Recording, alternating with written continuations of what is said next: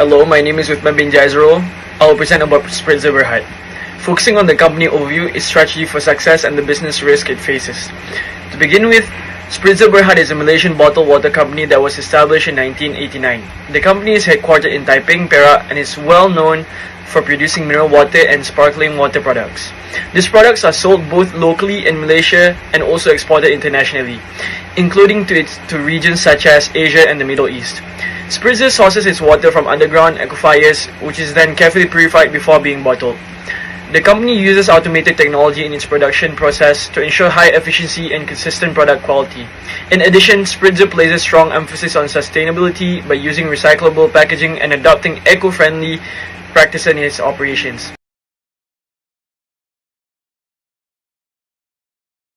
Next, we look at the company's strategy for success in the marketplace. Spritzer's success is mainly driven by two key strategies, which are product leadership and operational excellence. Under product leadership, Spritzer focuses on producing high-quality, safe, and clean mineral water. The company maintains strong quality control processes, which helps build a trusted brand image among consumers.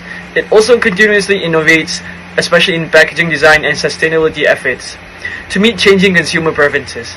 For operational excellence, Spritzer relies on automated production systems and advanced technology to improve efficiency. This allows the company to maintain consistent product quality while managing costs effectively. In addition, Spritzer has a strong distribution network that covers both local and international markets. This, combined with competitive pricing, helps the company stay strong in the beverage industry.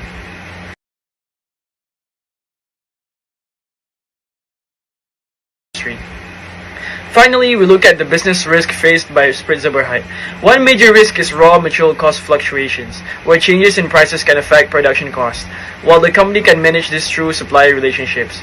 Global price changes are still uncontrollable. Another risk is environmental concerns, especially related to plastic packaging. The company can address this through eco-friendly packaging, but government regulations and public pressure are external factors beyond its control. Competition risk is also important. As Spritzer faces strong competitors like Nestle and Coca-Cola, the company can respond through marketing and innovation, but competition itself is unavoidable. Economic risk is another factor where weak economic conditions can reduce consumer demand. This is mostly outside the company's control. Lastly, supply chain risk may occur due to delays in materials or logistics. Spritzer can reduce this risk through planning and multiple suppliers, but external disruptions such as natural disasters are uncontrollable. We clearly could tell that Spritzer Berhad is a strong and well-managed company with effective strategies, but like any business, it still faces several internal and external risks. Thank you.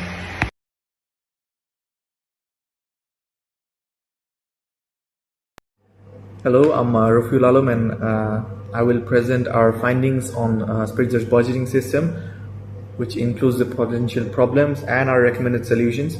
So moving on to the first slide, we have the Spritzer's annual report, which does not explicitly state its budgeting method. So however, based on its mature market position, we infer that it uses traditional incremental budgeting, and which is simply just adjusting last year's numbers for inflation.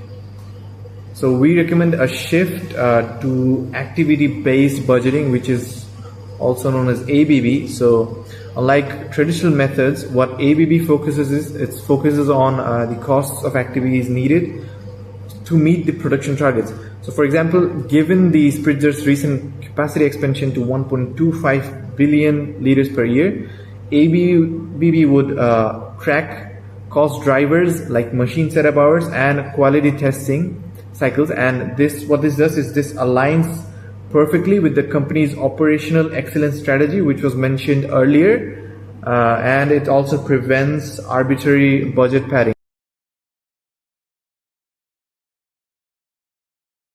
Good day everyone, my name is Hyung Yoon. In my part, I will present the master budget prepared for Spritzer Berhad for the period from 2023 to 2025.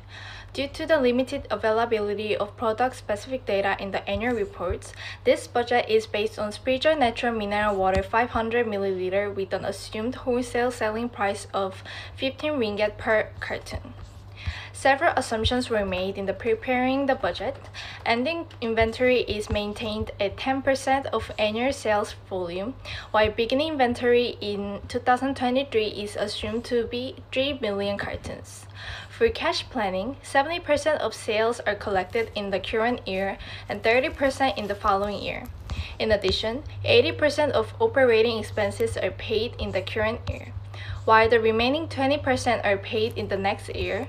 Planned investments in PPE and warehouse automation facilities are also included. Based on these assumptions, sales volume is projected to increase steadily from 32.7 million cartons in 2023 to 43.8 million cartons in 2025. As a result, sales revenue is expected to grow from 490.7 million ringgit to 656.9 million ringgit over the same period. To support this growth, production volume is also expected to increase from 33 million cartons to 44.3 million cartons. Overall, the sales and production budgets indicate continued business growth and rising market demand. Now, let's move on to the financial budget performance. The operating cost budget consists of cost of goods sold, selling and distribution expenses, and administrative expenses. Total operating costs are projected to increase from 424.8 million ringgit in 2023 to 536.5 million ringgit in 2025, mainly due to higher production and sales activities. According to the budgeted income statement, revenue is expected to grow steadily, leading to an increase in profit before tax from 65.9 million ringgit in 2023 to 120.4 million ringgit in 2025. Profit after tax is also projected to rise significantly, reaching 90.8 million ringgit in 2025. The lower tax expense in 2024 reflects the assumed impact of tax incentives and tax-related benefits available during that year. Looking at the cash budget, the company is expected to record temporarily negative cash flows in 2023 and 2024 due to capital investments and expansion activities. However, net cash flow is projected to become positive in 2025, resulting in an ending cash balance of 42 million ringgit.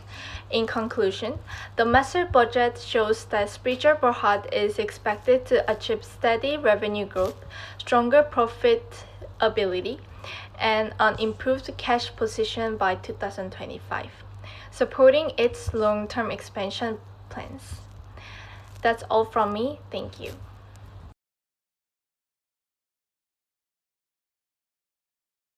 So moving on to the next slide. The next slide, it's about the budgetary risk and its remedies. So we identified two major problems here. The first one is the PET raise in price volatility. So what this is it's a static budget becomes useless when raw material costs spike. So our solution to this is rolling forecast. So what rolling forecast is, it's a continuous 12-month plan which is updated quarterly, and combined with flexible budgeting, which compares the actual cost to the allowed cost on real production volume. And the second problem that we identified is the risk of budgetary slack. So what this is, the managers might what they do is they might inflate expenses or set easy targets so that they can look good. But instead of punishing them, we recommend a beyond budgeting approach, which is by using the Kaizen method. So it's a continuous improvement metric. For example, reducing the changeover time by 5% rather than hitting a fixed financial number. So what this does is this encourages innovation, like Spritzer's new 100% recyclable bottles, and its commitment to becoming a closed-loop brand by 2030. So in summary, we can say that ABB provides accuracy, while rolling forecast and Kaizen, they reduce risk and they also drive innovation. Thank you.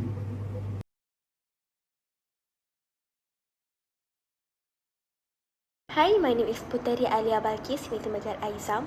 My metric number is 24002755. And now I'll be explaining about the activity-based costing, which is for the question 7. For the question 7, we propose that Spritzer implements activity-based costing or ABC. Unlike traditional method that we use a single allocation base, ABC allocates overhead costs according to the activities involved in production. This allows Spritzer to determine the actual cost of producing its mineral water product and make a better decisions regarding pricing, budgeting, and also cost management. So, the first step in implementing ABC is identify the major activities involved in production. For Spritzer, we identify 4 key activities, which are machine operations, quality control, material handling, and packaging.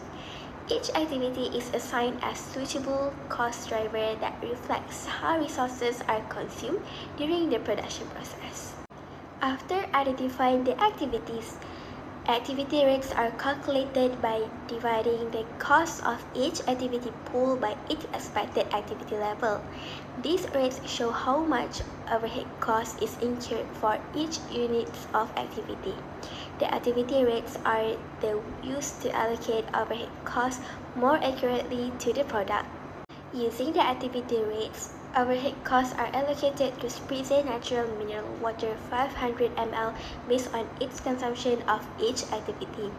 The total overhead allocated under the ABC system is around 36.24 million. This gives a more realistic estimate of product costs compared to a traditional costing system.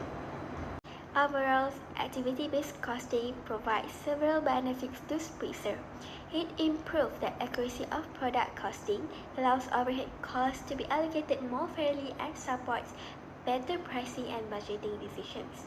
In addition, activity-based costing helps management identify inefficient activities and improve operational efficiency.